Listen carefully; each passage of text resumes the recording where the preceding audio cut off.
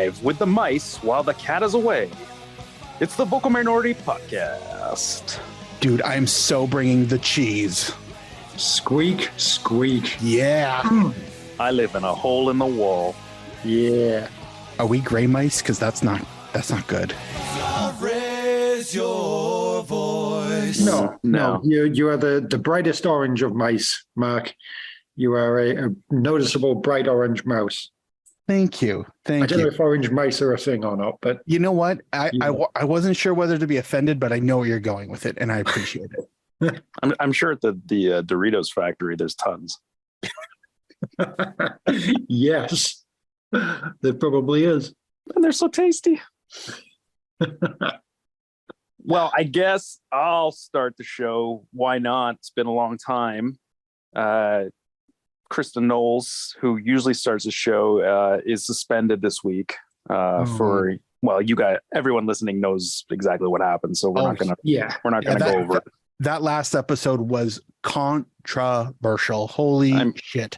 You know, our bosses at Two Soccer, when they come down on someone, you know, they come down hard. So she's hopefully learned a life lesson.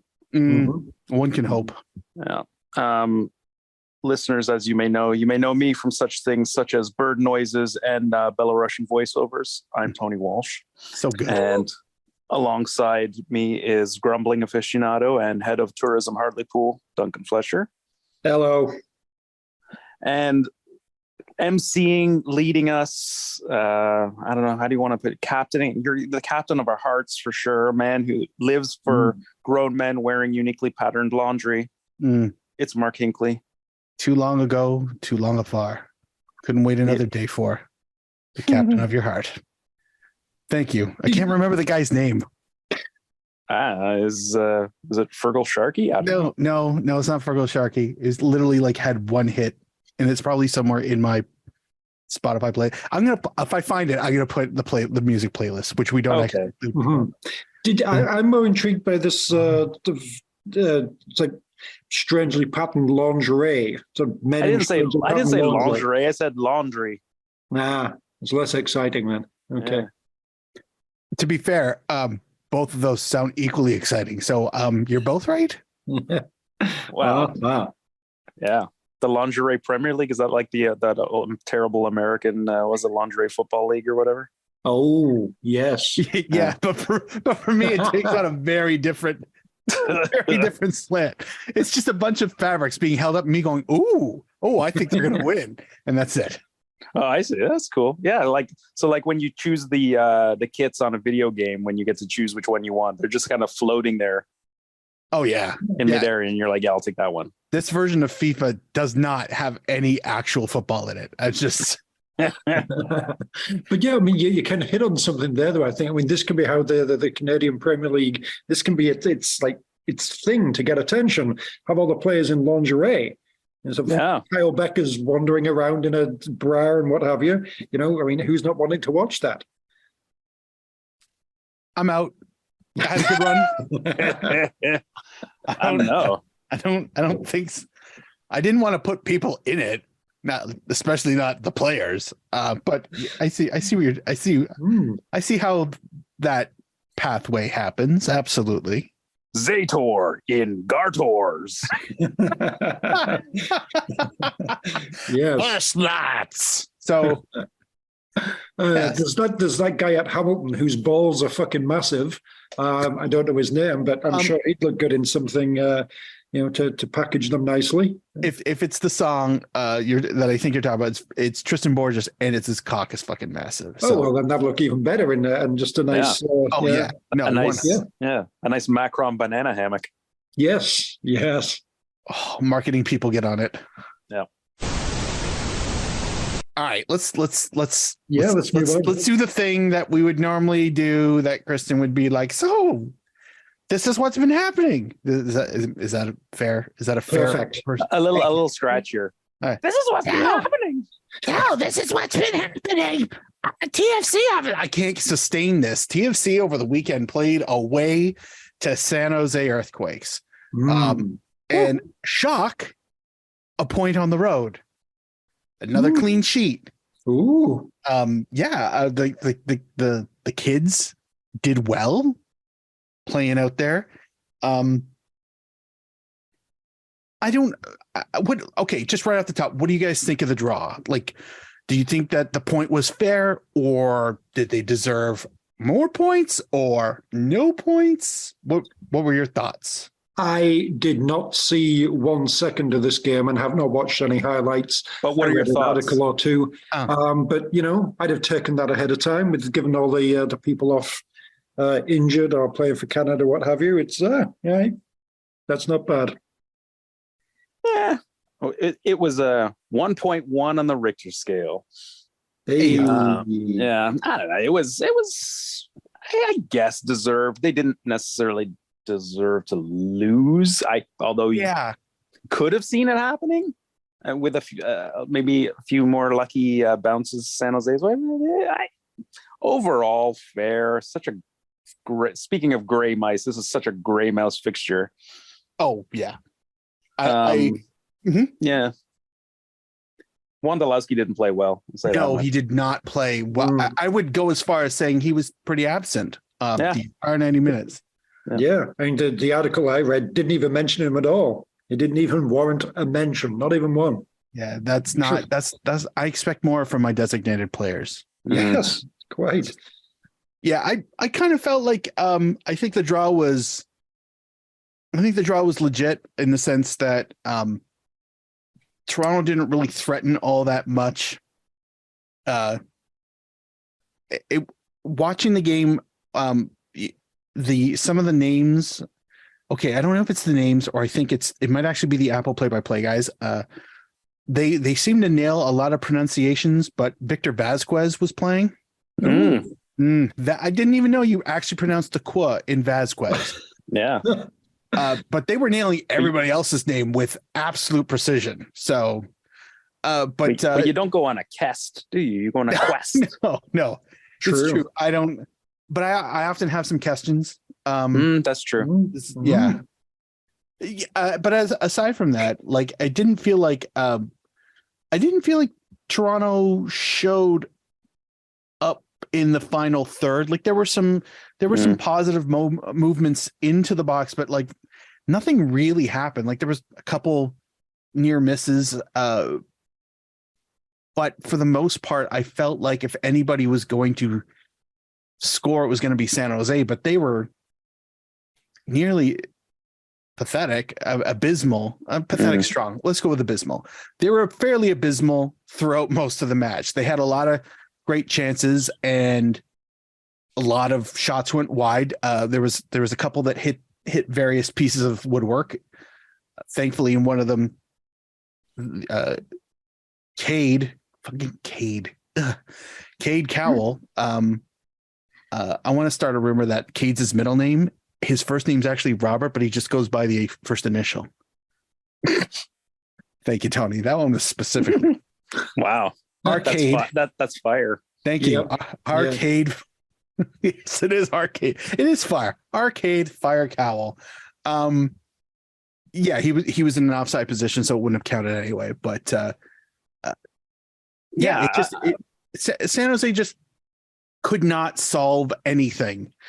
And when they actually did put one on net, Sean Johnson, who at near the death of the match, I think it was like the 92nd minute, he got down low and scooped a ball out from getting past him in the low corner from a long range shot through traffic. So, I mean, great. That's what I'd hope from, the type of miracle work that I expect from a keeper of his caliber. But otherwise, yeah, the point's totally fair.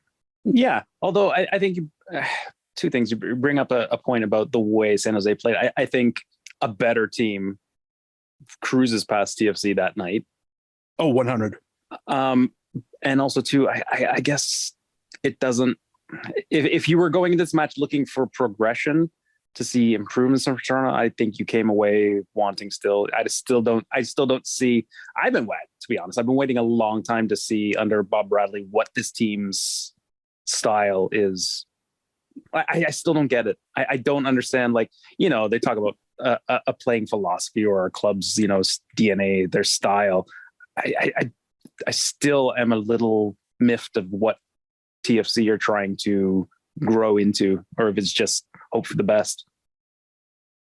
Yeah, I kind of see that. I felt like with Vanny at, I wouldn't say like not the final season of Vanny, but even in the season where they shot the bed and didn't make the playoffs because they were just broken and tired, they were still had a form, they had a format, they had a plan, and they just gassed out from it. And then the following season, they somehow managed to resume service from 2 seasons before and get to another final, which was, but like you could see like the DNA of a style.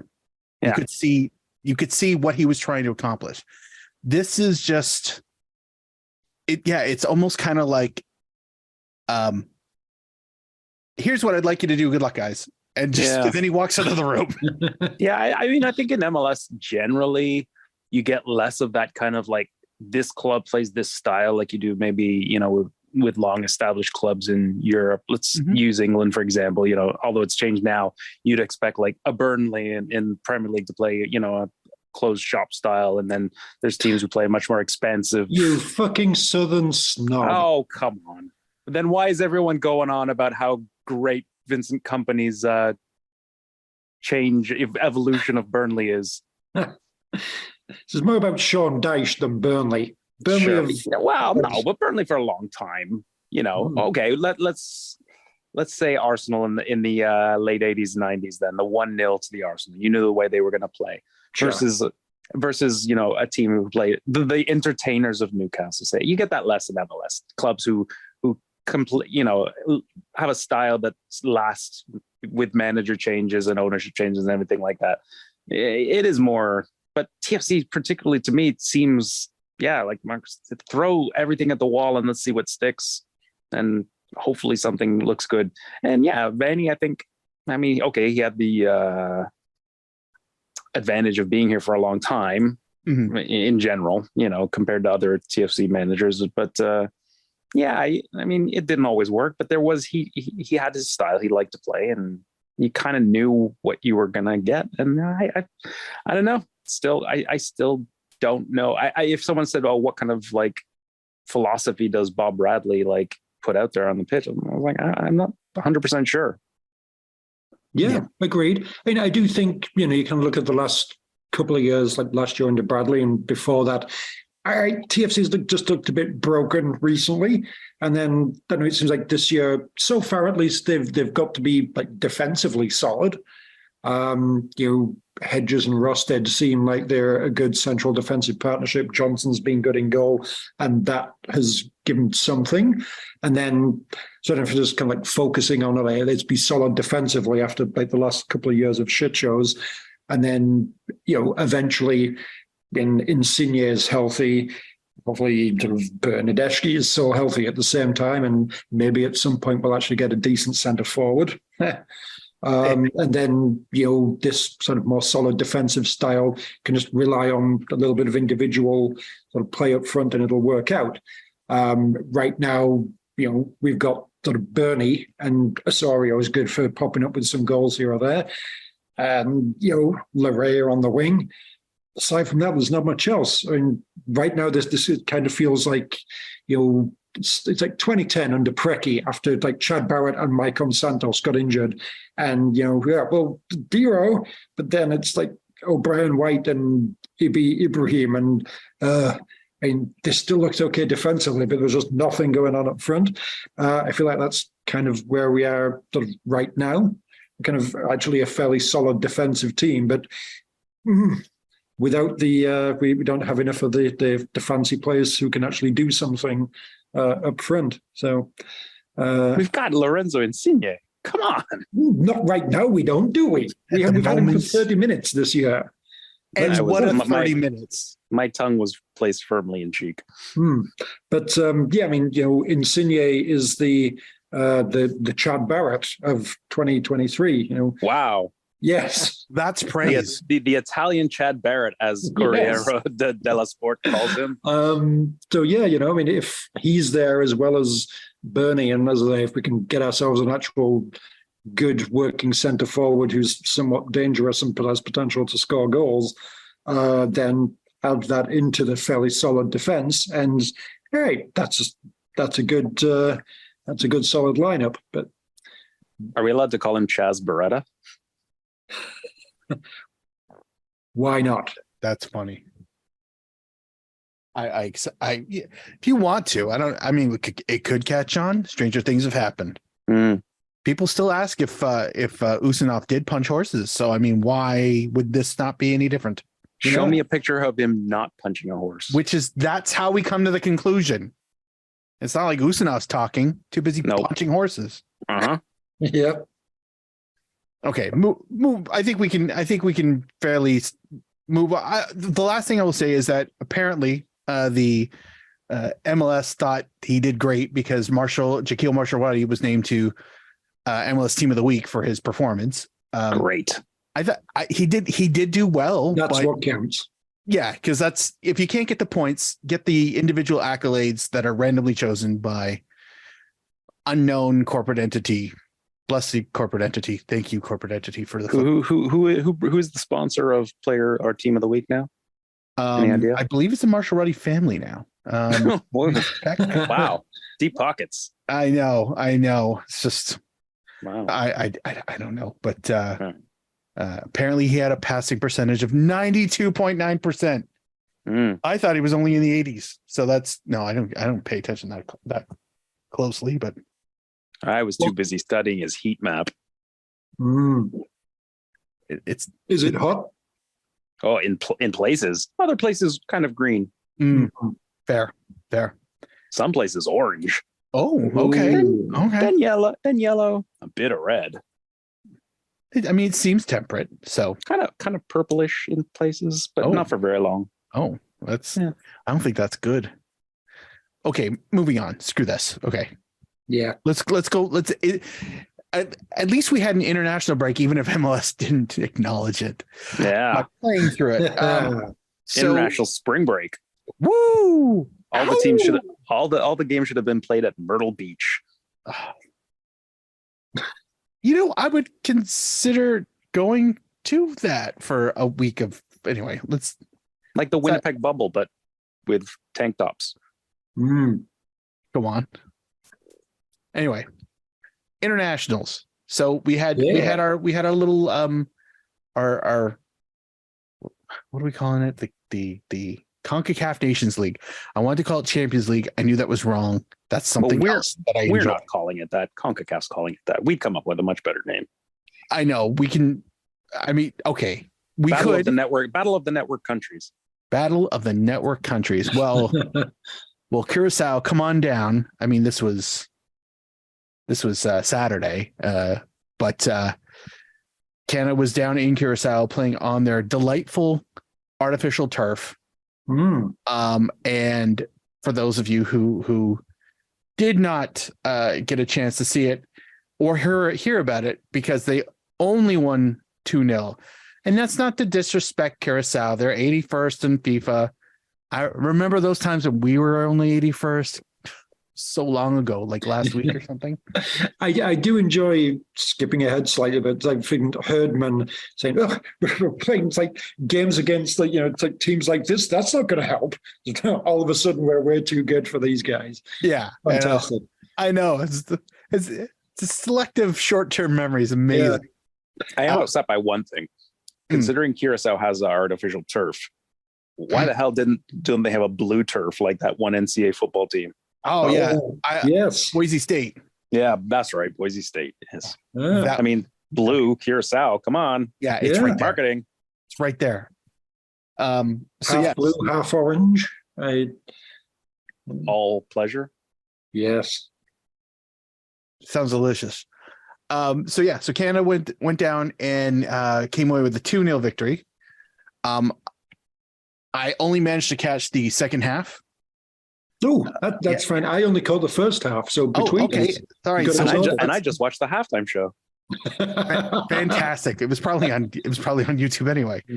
I did rewind and watch the goals. The goals were okay. Like they weren't fantastic technical bits of wizardry, but they go in. That's all I really care about. Duncan, what were your takeaways from the first half?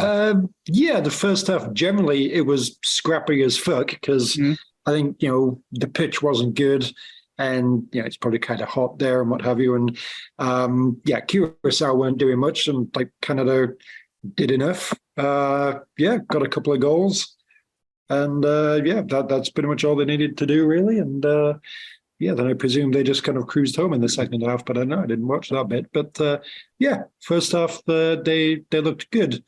Well, I wouldn't say good, but Curacao did not look dangerous, and Canada managed to score twice, so enough. Yeah, that's fair. Second half was I couldn't quite put my finger on when it looked like they officially took their foot off the gas. It seemed like it was around the 60th minute, which was strange, but okay. I mean, at this point, like they're sitting in first place in the 3-team group. If the end game is just to get out in first, they're pretty much there. I imagine running up the scoreboard isn't super advantageous, but whatever. All they needed to do was make sure that their goal difference was better than Honduras's, so that if Tuesday's game ended in a tie, they'd still be first. Getting 2 goals was enough for that. Job done. Fair. But I kind of felt like watching that second half. It was, did Canada underestimate Curaçao's not their ability, but did they just figure that they were going to run them over, or did they coast, or am I missing something from the performance? Because it really just felt like the last 30 minutes could have just been, any 11 Canadian players out there. Yeah. I mean, I think there's always something to playing down. Canada has a tendency sometimes to underestimate some of those, lower CONCACAF teams, and they tend to play down to their opponents sometimes.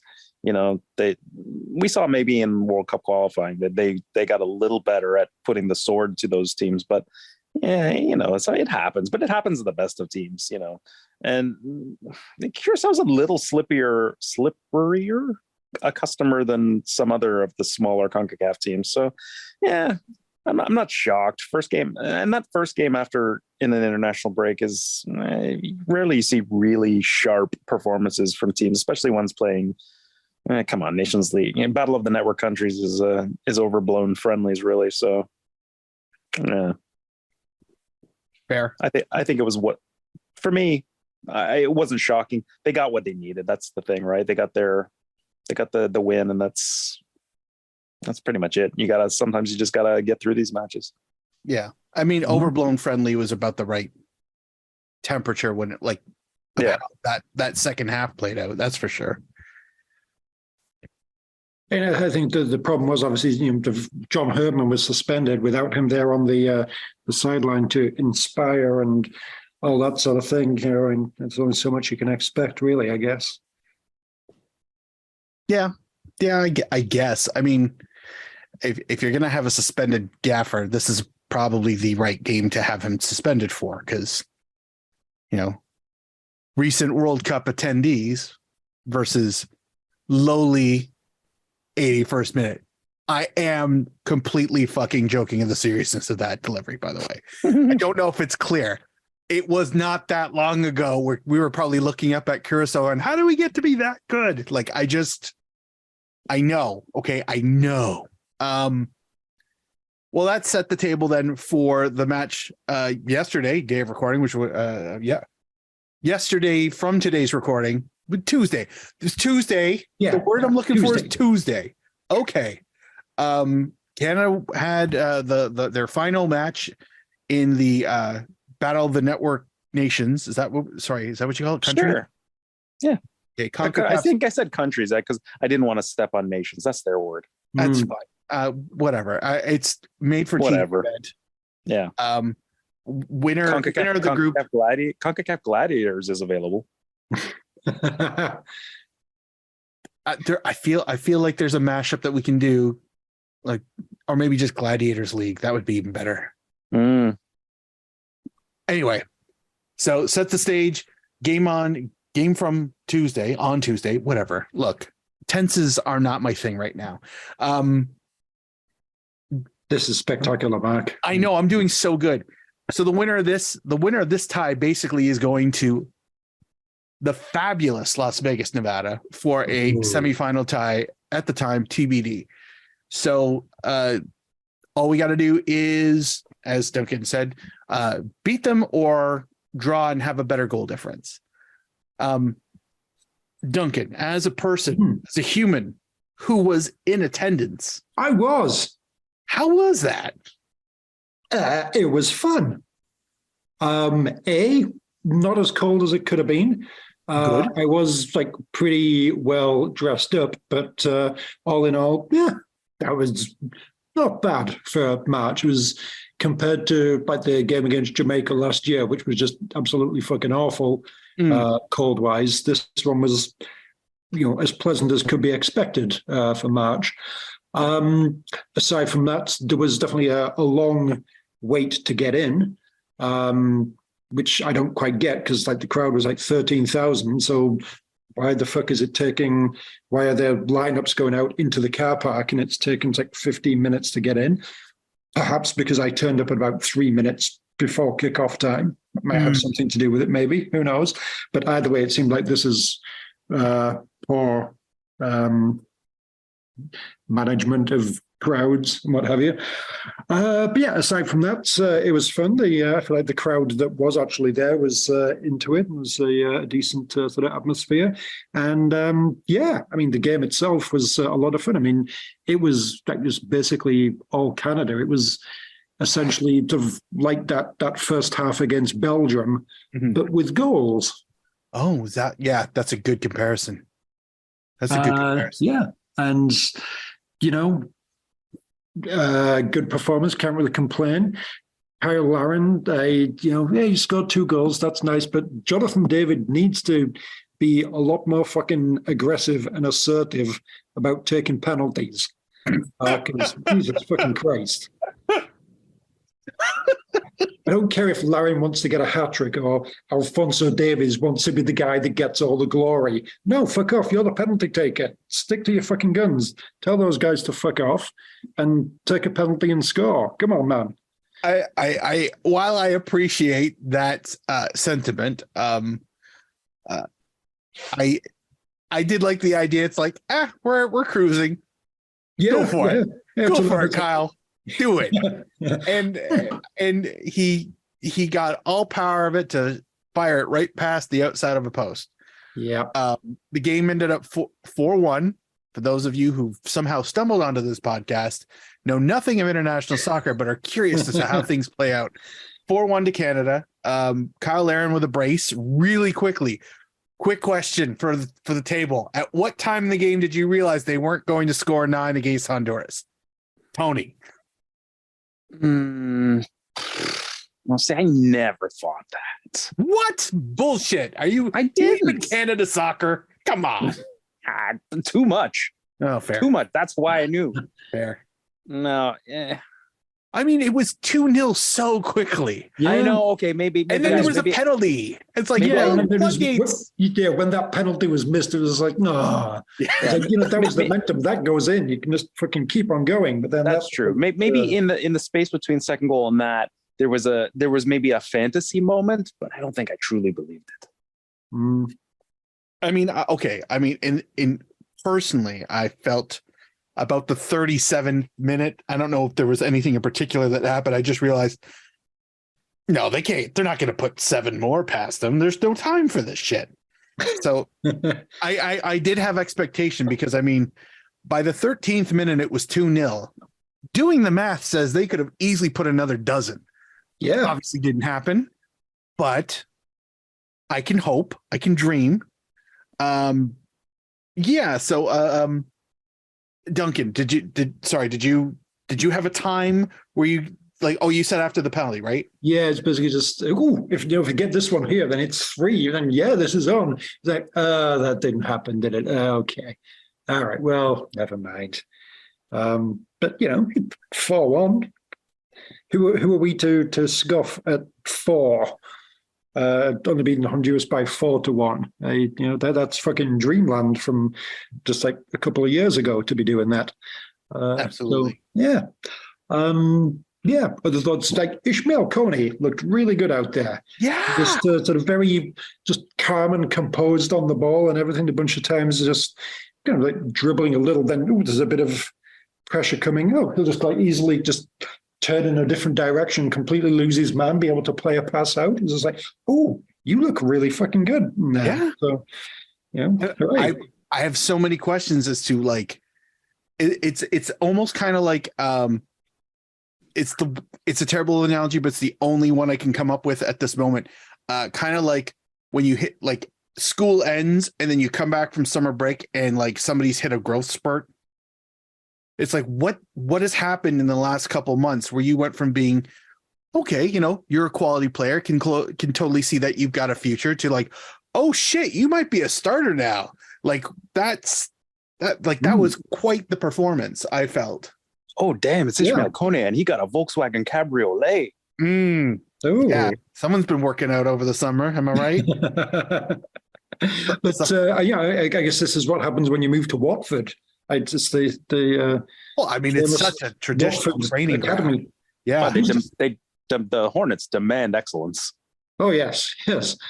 I mean, who is their coach these days? I don't know. Bernie Taupin? TBD. But by the time the show goes to air, that could all be different. Yes. So why bother saying it? But yeah, I guess he's just the white hot crucible of the championship has honed his skills. Where now this sort of thing, national games, whatever, it's all good. No problems for the kid. So please tell me you have a side hustle podcast called The White Hot Crucible of the Championship, where you just discuss the latest ins and outs of Preston North End. I wish, but no. That would be glorious. Actually, it would be if it was White Hot Crucible. That's good for just a Preston, podcast. So fill your boots.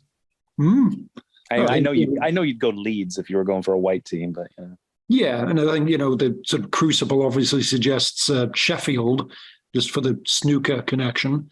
There's usually at least one Sheffield team in there, but yeah. Preston do have that lamb and that cross in their badge, though.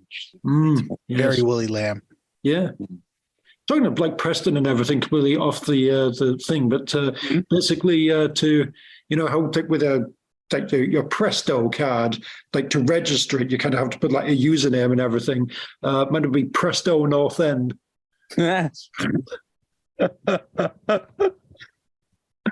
Hopefully people can't guess what my password is, because otherwise, there it is. But yeah. Fantastic. Good. All right. So any other final thoughts on the performance? Confident. Not the performance itself, I don't think. No, but again, just to go back to the press conference afterwards, where it's like Herdman's talking about, we need to be getting in good games and everything. I mean, if we're just constantly playing against, some teams like this, that's not going to help. If we can't get better than this, what are we doing? And I hilarious on so many levels that all of a sudden he thinks he's too fucking good for Honduras. I mean, also too, bro, welcome to fucking CONCACAF. Yes. Look around. Well, big talk. I expect to see him in the final of the Gold Cup then. Indeed. Yes. Yeah. But yeah, I mean, you get used to it. There's going to be Nations League. That's going to be CONCACAF. Gold Cup. That's going to be CONCACAF. World Cup qualifying. That's going to be CONCACAF. But is this basically him like pushing for Canada to do in Australia? Is this him trying to get out of CONCACAF and like get moved to South America or Europe? Canada to UEFA. Yes. No, fuck it. Let's go to Australia. Not before Greenland. Let's join the Asian Confederation. Yeah. You could probably draw a straight-ish line from New Zealand to the West Coast. I would honestly, I just want want Forge to play like Pohang Steelers in Champions League. That's what I want. I want the Steelers versus Steelers derby to be a thing, if only ever once in my life. But anyway, like that's particularly comical. It truly is. Just this is how Mexico's been doing for the last 20 years. You know, like this is how the United States has been doing, and nobody's calling either of those teams for exhibitions. Yeah, I guess Herdman's argument would be, well, yeah, what the fuck has Mexico ever done at the World Cup? Because they never do anything, but because they're stuck playing against teams like this all the time. The other hilarious part of it is, obviously, he is agitating for, the CSA to be sort of booking friendlies against European or South American teams or what have you. And which just hilarious, just that everyone has all these demands about the CSA. It's already clearly been established that the CSA is incompetent and has already signed all its money away. How are they going to do that? It's kind of hilarious. Just the men have obviously got their sort of problems. The women's team, they've got their problems. Now they've got John Herdman said, you need to be booking us better friendlies. It's hilarious. Just how everyone is just all demanding of the CSA to do these things that the CSA does not have the money or the competence to do. That's Canadian suck up business, baby. Yes. Yes. The only other thing I totally meant to bring this up earlier was I particularly liked the fourth goal, which was scored by Jonathan Osorio. I know he's looked angry all the time, even in victory and glory, but he looked really angry that he got such a good pass and scored. I don't suspect they showed that on the big screen for you, Duncan, but I did not notice it, but he looked like he was going to like the facial expression was not somebody, I just scored a goal. It was, I swear to God, if you do it again, I'm going to punch you in your fucking mouth. And I'm like, weird energy, but that's him because he's super intense, and that's Jonathan Osorio. And that shit would piss me off too. I know the nerve, you son of a bitch, putting it right on my boots. Ugh. Anyway, I particularly always enjoy when Jonathan Osorio scores and wonder if he smiles if it hurts. So these assist guys always trying to get on camera with their fancy passing. Yeah, bastards. All right, so we're gonna move on to what we're talking about. Not a ton of stuff going on here, but first up, we'd like to talk about the massive opening weekend for the National Women's Soccer League in the States. They had their season opener, first kick, whatever. They don't have a gimmicky dumb name, which is great. And if they did, it's probably not sponsored, which is nice too. Well, they're not trying hard enough. But, how did they expect to be taken seriously on the American sporting landscape? I know nothing sponsored by a car company, like twice in one thing. That would be, like the Audi opening kickoff brought to you by Ford, like that kind of shit. Which I'm sure they're trying to get that one done. That's like automotive inception. Kind of, sort of. I think, isn't that how Scions get made? Anyway, when a Ford and a Kia fall in love. Oh, bless. Yeah. So for those of you who aren't aware of it, the opening fixtures averaged 15,000 fans across the 6 matches. Nice. San Diego sold out their 32,000 seat stadium. They play at San Diego State's new ground, new nice football place. But holy fucking shit, 32,000 for I'm not even gonna say NWSL, for a club game. That's amazing in America, or English speaking North America for that matter. But like what an incredible opening salvo of stats. That's fantastic. So in Kristin's rundown, she put down, great to see good harbinger for the prospective Canadians Women's League. She wrote that? Yeah, that's barely a sentence. What is she, George Lucas? You can write that stuff, but you can't say it out loud. I know. Maybe I wasn't supposed to. And presumably she's suggesting, okay, here's the demand, just build it and they will come. And, hey, look how good this league's doing there. Just get a league going and people will come and attend it. I think is presumably where she's going with that. I would hope so, but yeah, but she just wanted to make us say harbinger. I know. She's been like the group chat is like, I get it. You learned a new word. You want to use it everywhere. She's in the pocket of Big Thesaurus. She is in the large pocket, in the massive pocket, in the spacious. What a shit joke. Yes, good joke. That's a good joke. Okay, thanks. That's high. That's highbrow. It's the pendulum, right? We go highbrow, and then we talk about farts and boobs. Yeah. So I guess Kristin put farts and boobs on the rundown there. So right under the word harbinger. So at least she knows us. That's which I appreciate. I still trying to work out what a boob fart is, but when a mom. Anyway, no, I'm not going to try to describe this. So okay, I do like the idea that the NWSL is going to do good. That must mean that there's an appetite for pro women's soccer, and I hope so.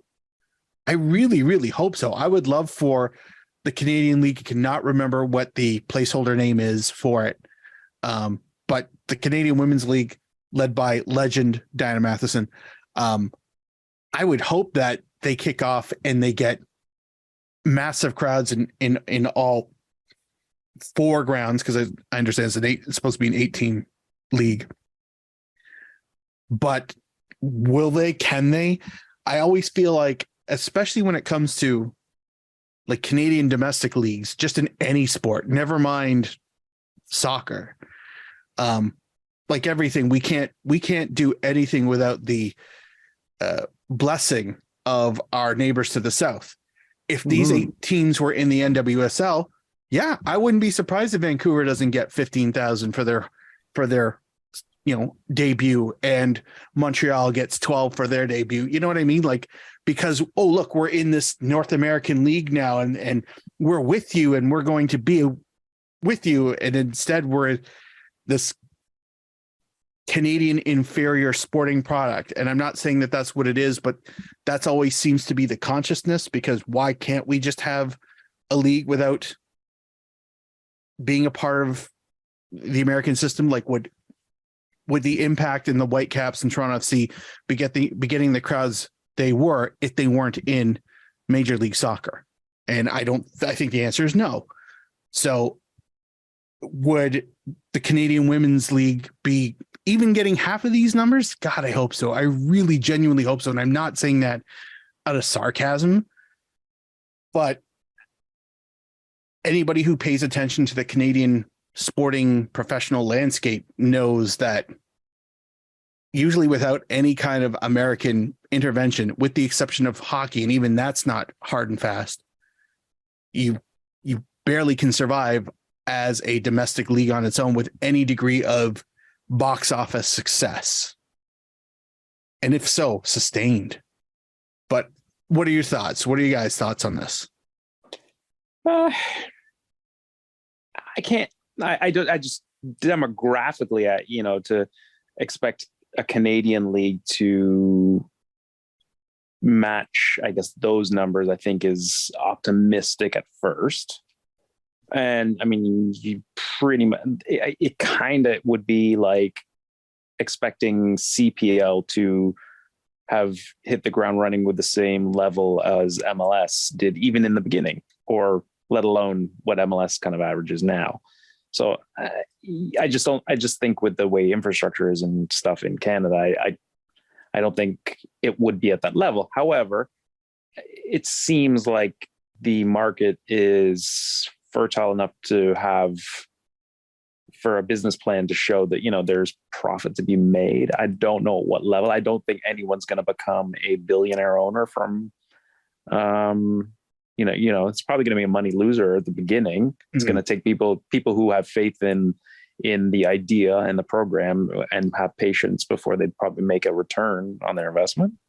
But I mean, I guess definitely the same can be said for CPL as well. So, I don't know. I'm not sure I would say that I don't think this startup league could depend on smaller markets to be healthy right away. I think they're really going to have to aim for the big markets just to pull in numbers. Mm-hmm. But it's there. The market's obviously there. Yeah, I mean, I would agree.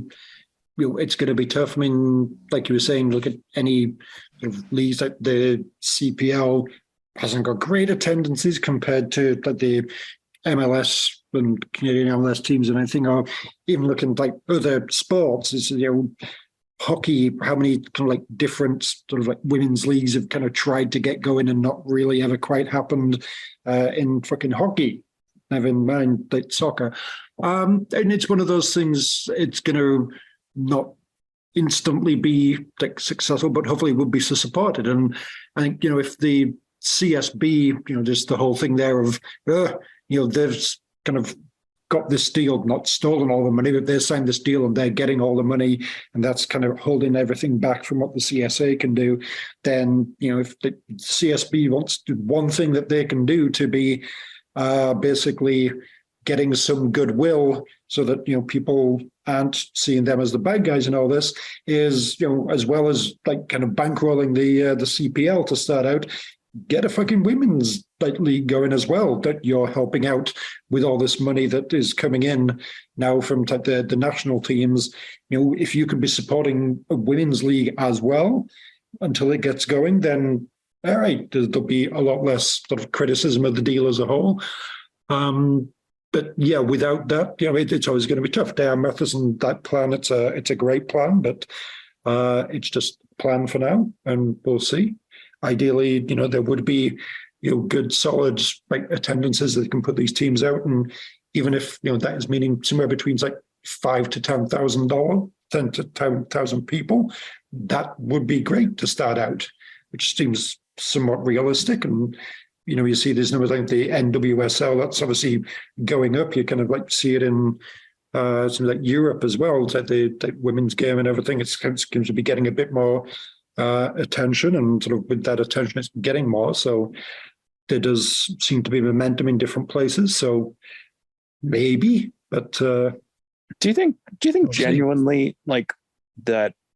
I know we talked about this in the past, and this is not to take away from the Diana Matheson plan, but do you think the landscape would have been stronger, like it was for CPL having the 3 MLS clubs already in Canada for a while, if one Vancouver and Canada and Toronto say had NWSL clubs that were established like in a more established league rather than the first pro loop of Canadian women's soccer will be in a brand new league? Yeah, maybe. I mean, I think, the NWSL, it obviously has like the name recognition and a lot of star players, even if it's, so, hey, right, there's a team in Vancouver and hey, Portland's playing. Kristin Sinclair's coming with Portland. Hooray. Yeah. That's going to be getting crowds in, and being like a part of something that already has, because it's been going, but NWSL's been about a decade or so now.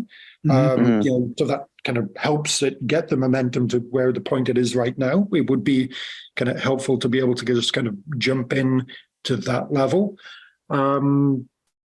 Obviously there's good and bad to that, because now you kind of look at it and say, oh, well, so Toronto, well, we've got this, but we don't really seem to be able to be part of the CPL. Sure. For whatever reason. New York, I guess, but whether which ideally you'd like to think that we don't need that, like Canada can build this league and just stand on its own and everything, but when all of the best players are not really going to be in Canada, I mean, they're mainly going to be that the NWSL is going to have a lot better players and all that sort of thing. So well, Toronto's a good example of that, because it's those looking to invest in sports always say, oh, Toronto will only come out for the top league. And it doesn't necessarily mean it's the top available league. So like Toronto FC is the top level available football you can get in North America, and You look at York United. I don't know if that's a fair comparison. I still think a CPL club would work in Central Toronto to a level. But investors have always looked at Toronto and say, it's a city that will only support the top level. Yeah. I mean, even like just compare Toronto FC, very, very popular, getting big crowds, even when they were shit and that sort of thing. And, rather than, well, here's this other league, just the national team is here just for a one-off. Well, surely that'll get a big crowd. No. Aside from when, they actually got to the World Cup qualifying and everything, Canada was never drawing anywhere near the crowds that fucking TFC would do like 20 times a year. But that was exactly. And that's the equivalent of the big time of FIFA, right? That was the biggest you could get as a Canada fan. So interesting. I don't know. Yeah. Like I said, it will take owners with, a lot of faith in the project. So that'll be important.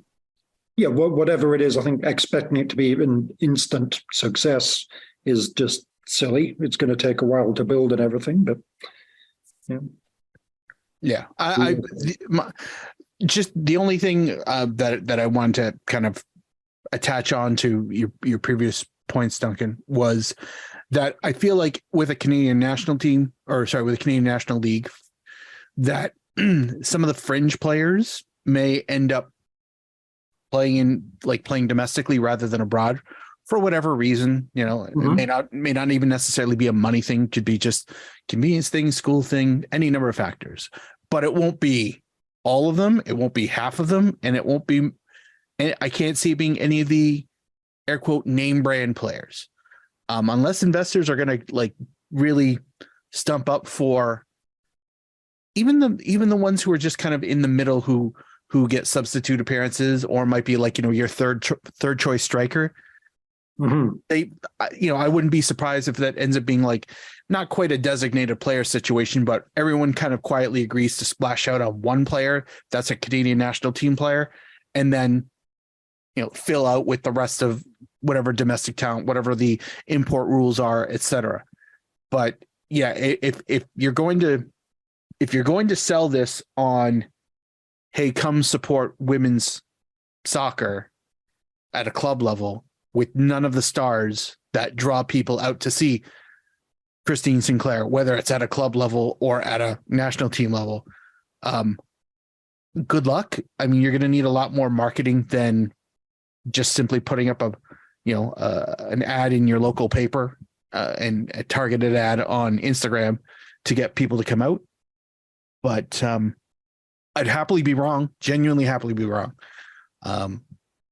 But that's kind of where my head's at with this. I obviously want it to be good, want it to be successful. I just don't know if the correlation between the NWSL and the project we've got going, if there's anything there other than they're both leagues that have women players playing soccer in it.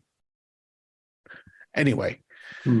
This is obviously going to continue as more information comes out about the project, the domestic project, and NWSL. Hopefully, they can continue their success off of their opening season, their kickoff for the current summer calendar. But we're going to move on to the things that are just intertwined with this project. Is the Canadian Soccer Association. And Thursday, they are going in front of the Heritage Committee. Basically, it's part 2. Citizens on Patrol. Is it Citizens on Patrol? What was the second one? Yeah, it was Citizens on Patrol. Yeah, I couldn't remember. Thank you.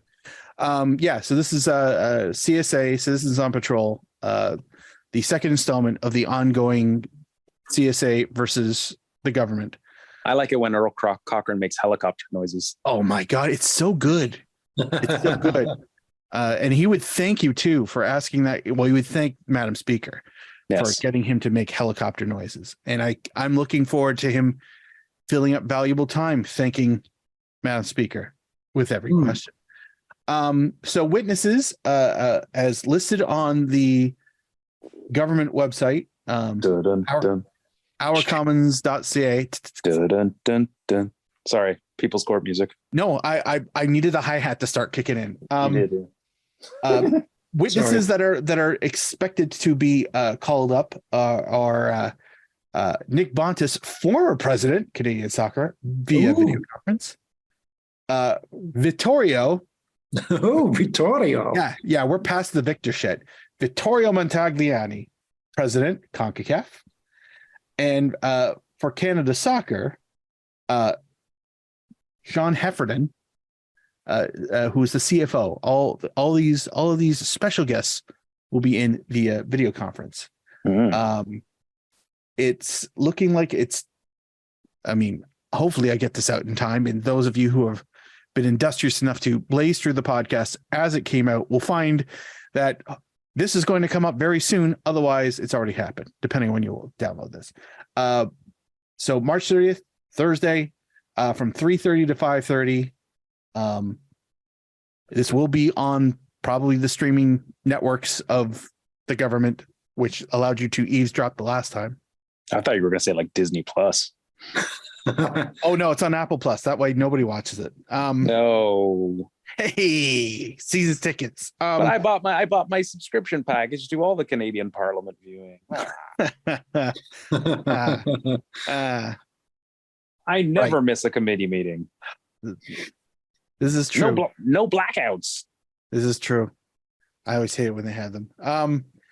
So aside from any actual meaningful changes that may arise from that, because this is really just fact finding and shining lights on to shit, which is pretty kind of what at least the first part was. What would you like to see come out of this? Like, what would be either the absurd or the silly or the serious? What revelations would you guys hope comes out of this, either by accident or by cornering them with the right amount of questions, framed the right way where they can't wiggle out of it and they have to dish? I feel like I want to see. I mean, both of these guys have moved on, so I still think I want to see them, both of them, just like sitting there, feet up on the table, smoking a cigar, saying, I don't have to answer this, whatever. And I feel like Bontis would do that. I don't know if Vittorio. I'm not. That's just weird. Yeah, Vittorio is maybe a little more professional than that. Yeah, because he still got skin in the game. As he has a job. I hope Sean Heffernan comes dressed as Hugh Heffernan. Silk robe and like pipe. Oh yeah. You know what? I'd love them to just go all in super villains. Just show who you are. I mean, you've got nothing to lose now. And a more serious thing, I mean, presumably this is going to be, because given that they are now not part of CSA anymore, and so it's not really going to be okay, what are you going to be doing in the future to be making things more equitable or what have you? I mean, I'm presuming this is all going to be about, okay, what the fuck were you doing signing that deal with CSB? What the fuck was that all about? And surely that's got to be the focus of this one. And, let's, hopefully shine some light on why they decided to sign this deal for that amount of money for so long, going through when you're going to be hosting a World Cup and you're still going to sign it away for that amount. And just how little money were you actually able to bring in before this, that this deal sounded, oh yeah, that's fucking golden. We'll absolutely sign that. That's so much better than what we had before. We'll sign this. What kind of shitty fucking state were your finances in before you signed that deal that you thought this was good? Why did you sign this deal? How useless were you at getting sponsorships and things? Yeah. Couldn't get a loan? Forgive my pessimism on the knowledge of the Canadian Heritage Committee on kind of the value of the World Cup and, all that. And so I think, listen, there's no legislation attached to this. They're not debating this going into a bill or anything like that. Sure, it could influence things in the future, but it doesn't happen all that often. The best like, kind of to what Duncan was saying, the best I think we could hope for is a bit of more transparency. It would be great if there was complete transparency if that was demanded, but I don't think appearing before committee is going to have the teeth necessary to open all the books or get all the truth out. So, and it's limited time, it's, I don't want to call it PR because it's more than that, but it's without legislation or anything behind it. It's, they get to walk out of that building pretty much with not having to make any promises that stick. Yeah, absolutely. Yeah. Just looking at the witnesses, former president of CSA, current president of CONCACAF. So he's already basically former CSA.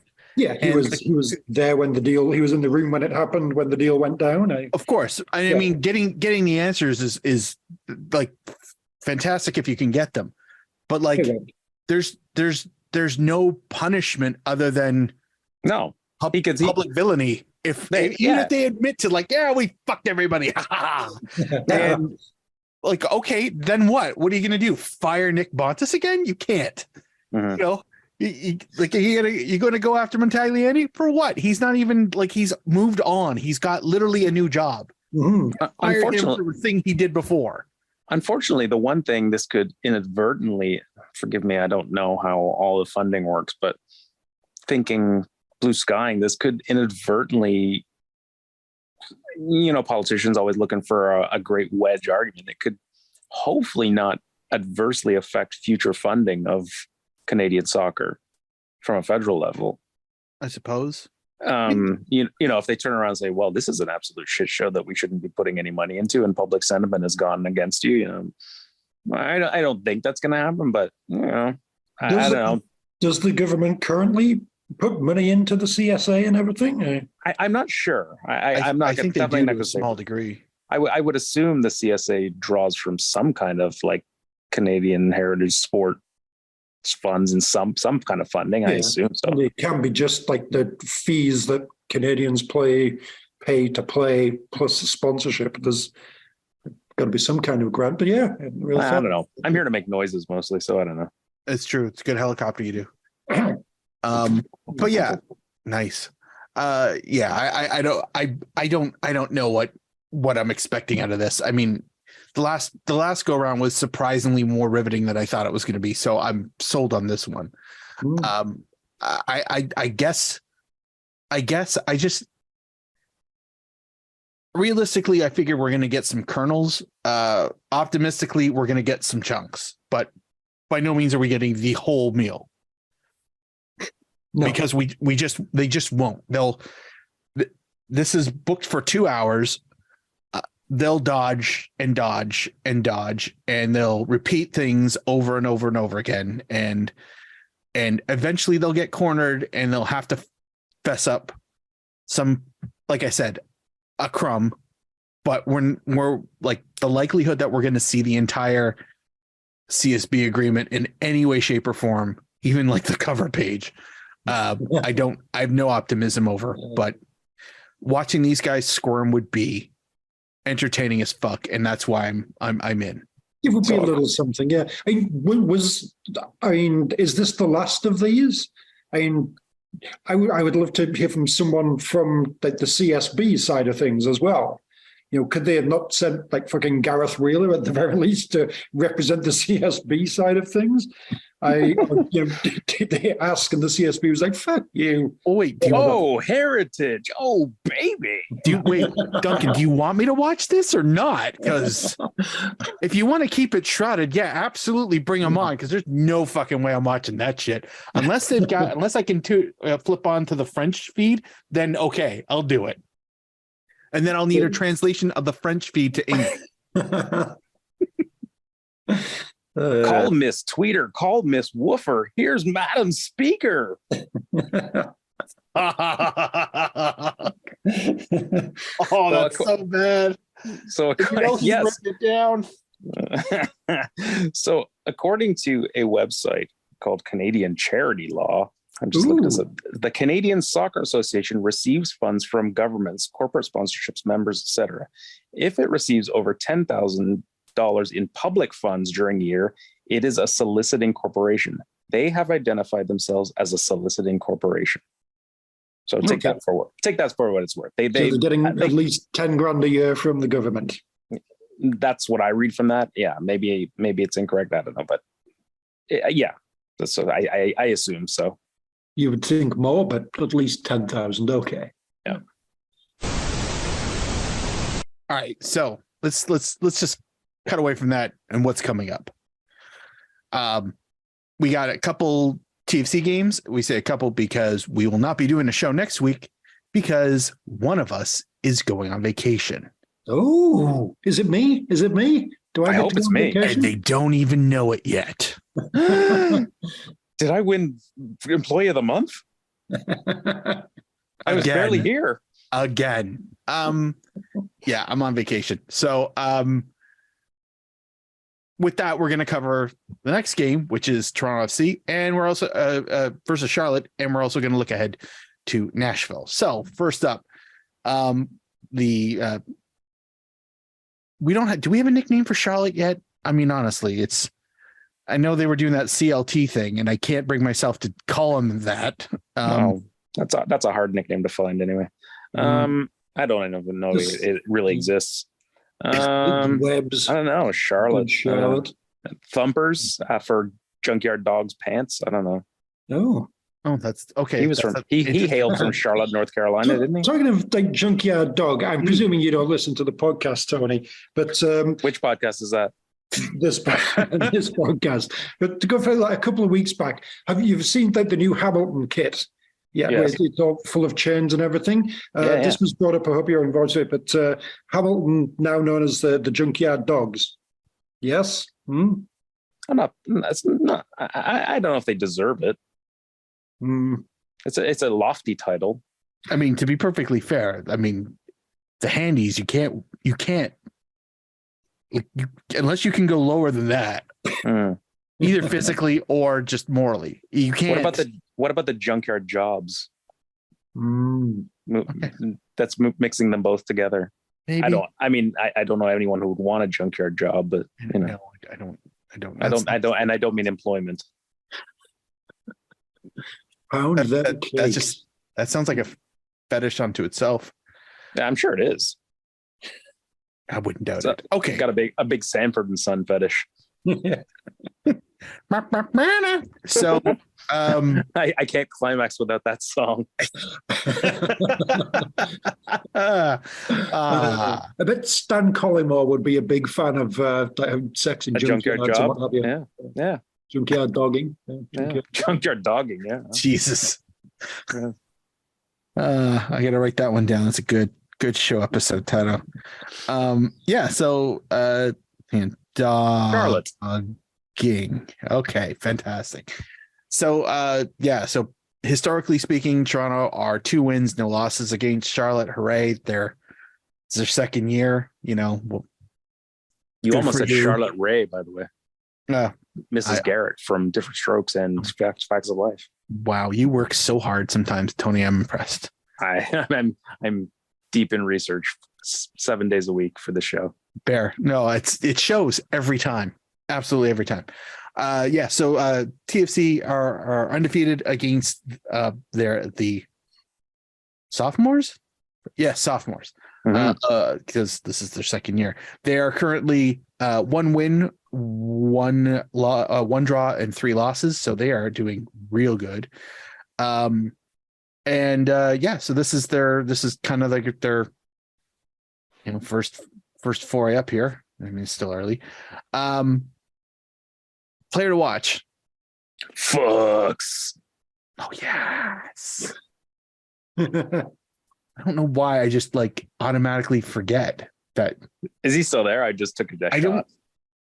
I'm looking at the playing time and he's not listed at all. Ah, shit. Yeah, you're gonna have to actually look it up. You could go for something awful. Not the website, but Harold Awful. Harrison Awful. I was close. There's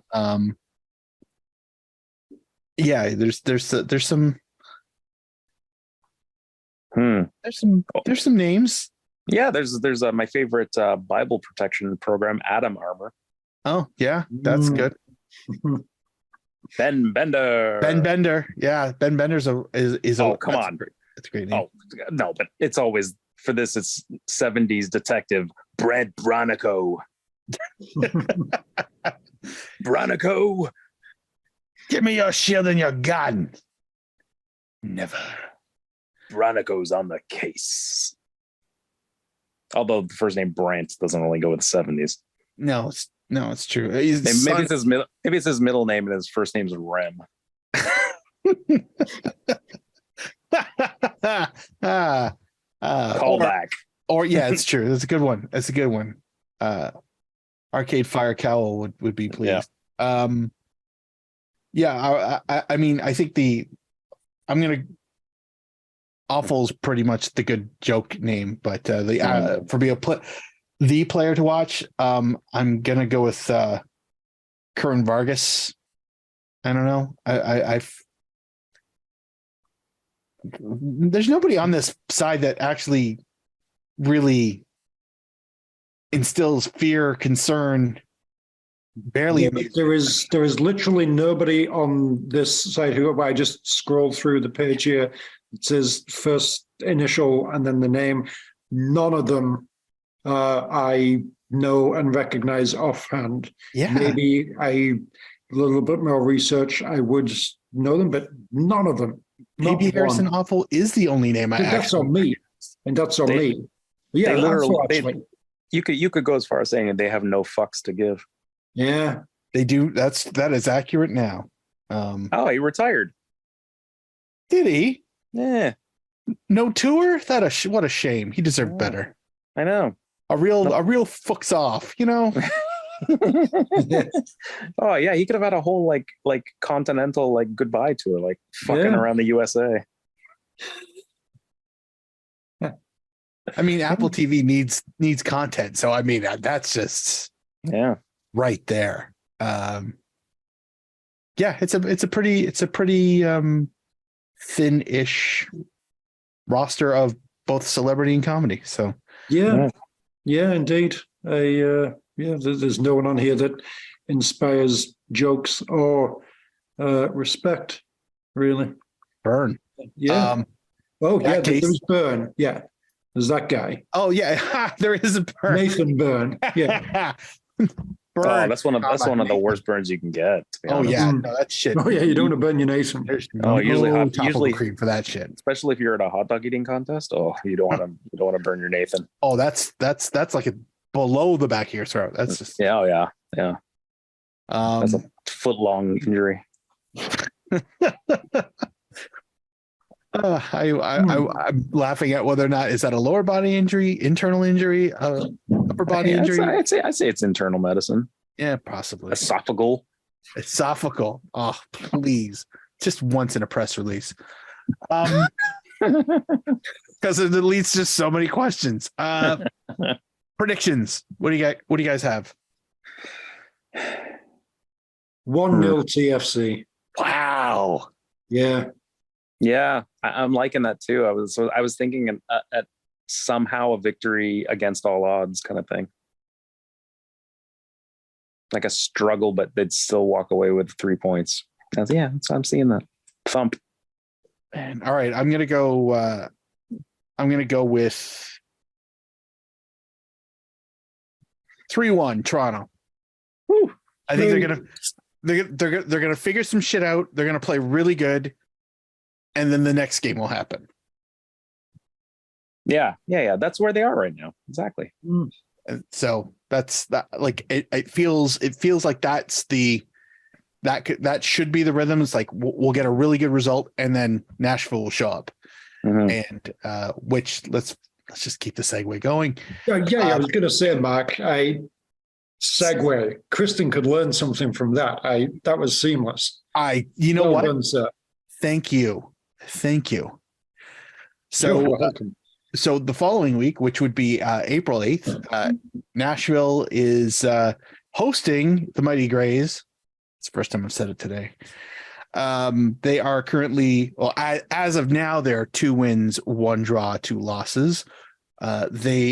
their upcoming match. Oh yeah, this is really smooth. Good job, Mark. Make sure I see if I can edit this one out.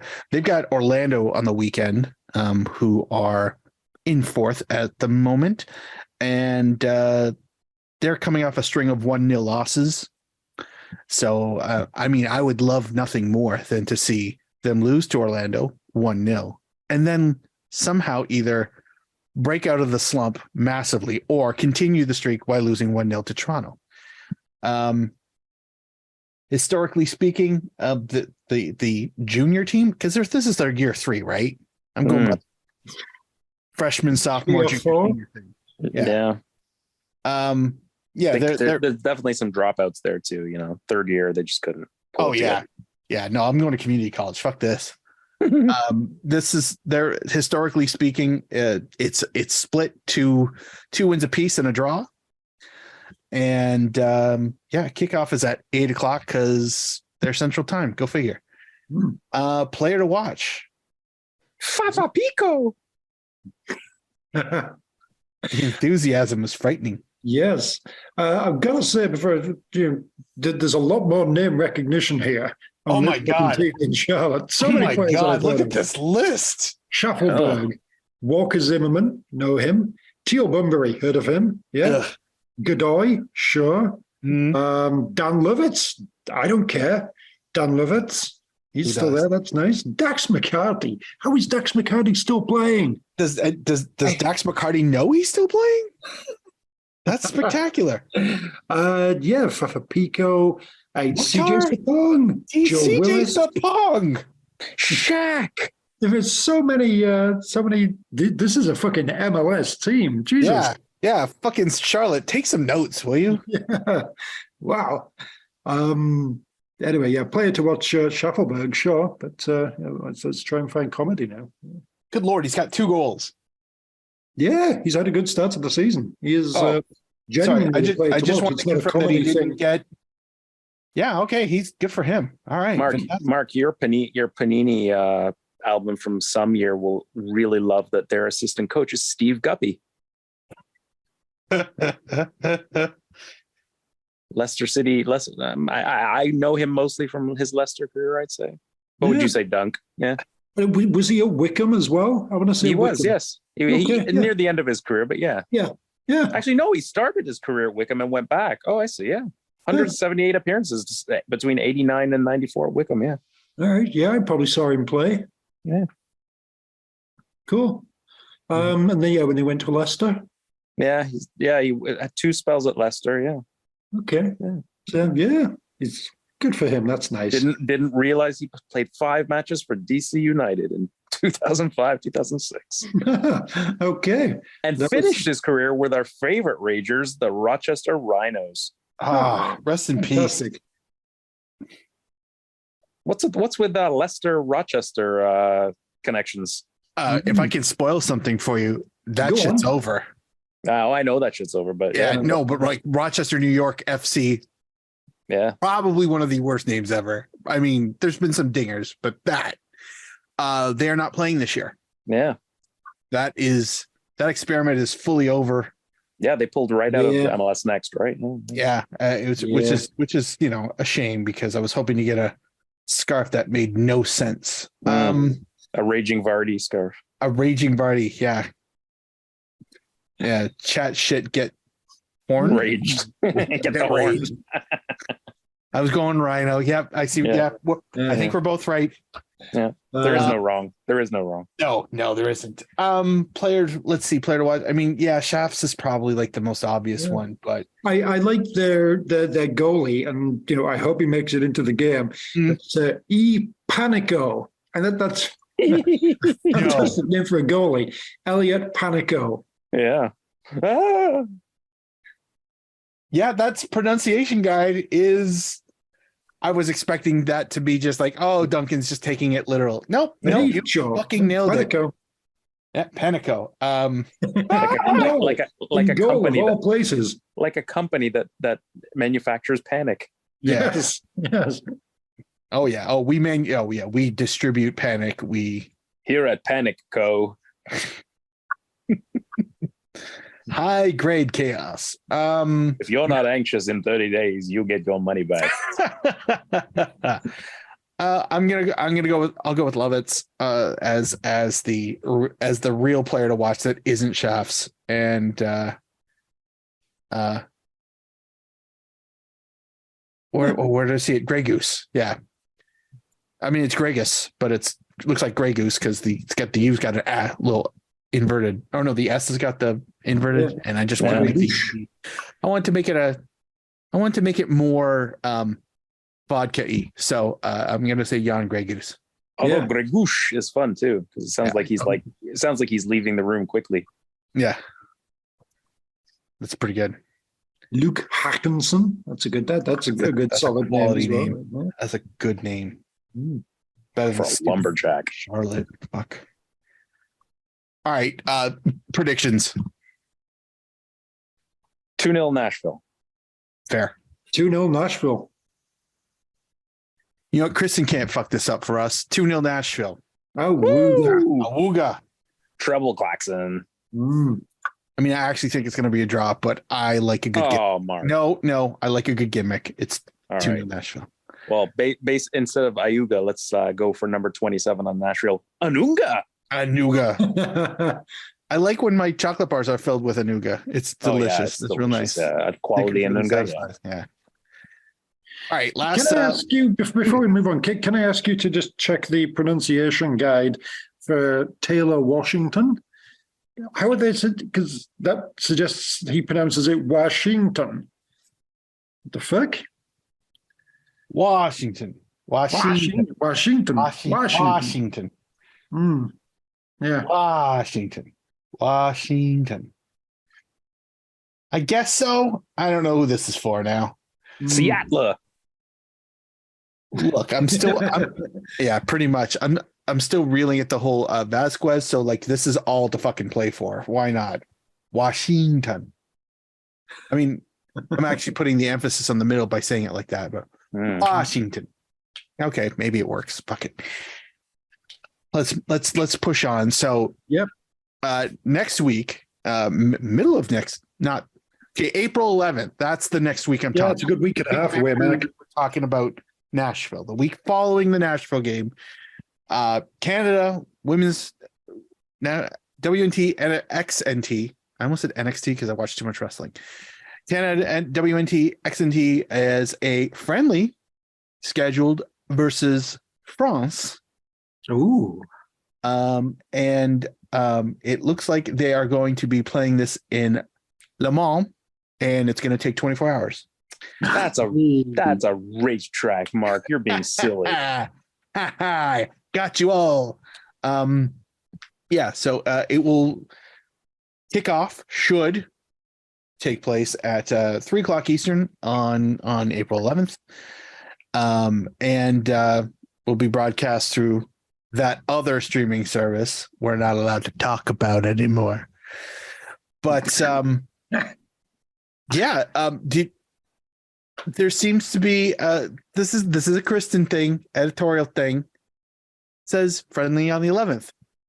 Does it happen? Maybe she's being existential. Maybe. Or doomsday. Oh God, is she predicting the end of the earth and that's where she is now? Is she a prepper? Holy shit. This all makes sense. She's gone hiding out in a fucking bunker underground in Cornwall because she knows the world's going to end. Jesus. That's so like her not to tell us. So selfish. Yeah. Yeah. Now it's going to all come down on 4/11.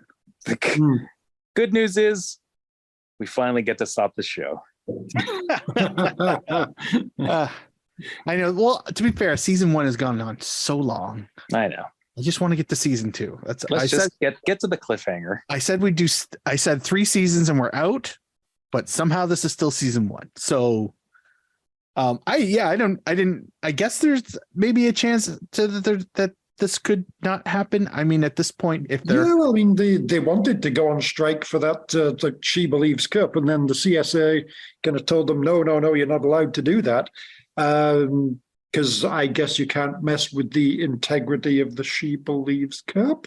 Yeah, it ain't no Arnold Clark. No, yeah, but, what is? this is just a friendly. as opposed to the official international competition of the She Believes Cup. Yeah, winner go. But yeah, just a friendly, so maybe they will strike here. Again, it's hilarious, just all of the demands that have been placed on the CSA right now, and they're in no place to do anything about any of them. It amuses me. But yeah, there is, I guess, do you want to be standing up for your rights as far as like equal pay or just equal treatment, that sort of thing? It's a very honourable position. Excellent. Or, do you actually want to be playing the games to prepare for the World Cup? Because, after all the complaints that the CSA isn't putting games on, it would seem a bit silly to not actually play one of the games that the CSA did actually manage to do. So who knows? But yeah, there is intrigue as to whether that'll go through. But, France loves a strike. Let's just, have that could be the competition itself. Yeah. Go to France, join in a big fucking strike, set fire to the fucking city. Oh my God. Yeah. Winning country gets to retire at 60. Yes. Done. Yes. Because I thought the French team was going through their own turmoil as well. Wasn't like their most capped player recently. I really should have looked into this before starting this segment. I thought there was a whole thing where the all-time caps leader was retiring from international football because she's had her fill of the bullshit. Go figure. And she probably still could play because she still plays at a high level. I need to go familiar, actually. Yeah, I need to go look this up because and podcasting, doing it live, why not? French football captain. Yeah, so French football and controversy. I was like, unhappy French footballers. That'll definitely get it. That's not going to get massive amounts of things. That's like one of those web links you press and there's like 20 pictures. Yes. Oh yeah. So this was back in February. Perfect. French captain Wendy Renard announced that she was stepping back from international football. The 32-year-old center back has been an icon on the women's national team for years, but will not compete at the upcoming 2023 World Cup. And I'm trying to. Wendy Renard has no fucks to give. Oh well, neither does Charlotte, and look where that got them. Yeah. Yeah. Basically, so I guess one of the she's stepping back for the sake of mental health. In a quote, I translated, I suspect, I defended the red, white, and blue jersey with passion, respect, commitment, and professionalism 142 times. Well done. I love France more than anything. I am not perfect, far from it, but I can no longer endorse the current system, which is far from what is required at the highest level. It's a sad day, but it's necessary for the sake of my mental health. So, and that's from there. My face may hide the pain, but my heart suffers, and I no longer want to suffer. So that paints quite a picture in general. So I would be curious to find out if that is just her or if that is a sign that it's even worse, more systematic than just simply one person. I would imagine so. I suspect as such. It's crazy that your captain would just pull the chute on their international career because of stress, and not to say like this isn't me undermining stress or anything. That's not it. But if she's saying fuck this, I'm out, who else is thinking about saying fuck this, I'm out? Yeah.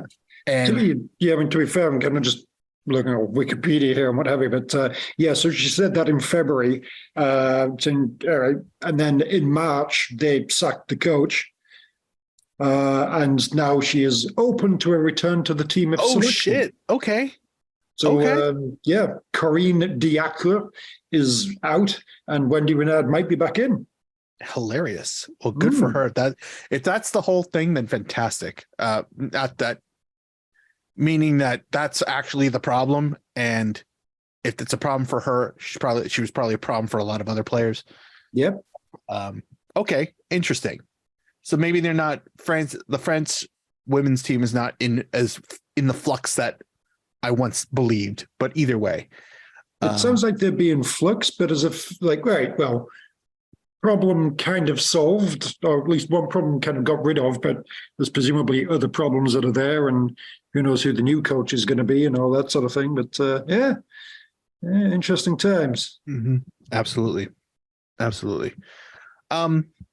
So I suspect that if all things go well, timing wise, we'll probably be recording shortly after this match takes place. Looking at the lineup, it looks like a pretty loaded lineup, like just the name brand players that have been announced for the Canadian national team, like the ones that we all know and love, all seem to be there. But I'm also not the person to be able to go, oh, we're missing this one. That's my own fault. I know that. But Sinclair's listed, Hoytema's listed, Schmidt's listed, Fleming, Quinn, Riviere, Alicia Chapman, Jade Rose, Kadisha Buchanan, Kayleen Sheridan. Like this is the A team, by the looks of it. Short of injuries, this is pretty good. Yes. Predictions. The game happens.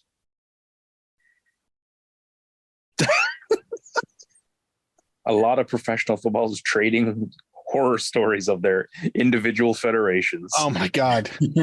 Yeah. A lot of consolation and support for each other. There will be wristbands and special T-shirts and jerseys turned inside out galore. Oh my God, that'd be so awesome. On the brighter side, Kristin might be right. Whale might be walking in a fiery hellscape after the meteor hits. All right. So then my prediction is she's wrong about the end of the world because she would have been like selling off her TV or whatever, you know. Do we know she would have been offering for that television. Have you heard her on any other podcast this week? Other podcasts? No. Anyway, no, I don't believe there's other ones. Although, okay, what a great image that is of the world like being ended and Kristin finding a bunker in the one place she could podcast from. No need to get used to it anymore. Yeah. If the world ends and like she's like the only one podcasting, then she would literally be like on the entire internet. That's true. That's the goal here, isn't it? Okay. Oh my God, it's a prophecy. That wasn't a catchphrase. It was a prophecy. The entire internet. There's one show. That's the entire internet. Must be stopped at all costs. On it. Yeah. All this time she was sent from the future. Yeah. we never paid attention. We never heeded her warnings. No. All right. Assuming that the world doesn't come to a fiery end on the 11th, hypothetically a game plays and they actually attempt to play the game. I mean, like not just go protest, which that would be awesome if they did. That being said, if a game does happen to break out, what would you think the score would be? Let's go with I want to say 1-1, but let's go 1-0 Canada. Let's say they pull it off. Yeah. I'm going to go 1-0 France. 1-0. I'm going to go 3-1 Canada. Not that I know. Woof. I don't know why. I just think, yeah, they're gonna. I came very close to a spit take all over Rosa's laptop on that one there. 3 goals. Okay. I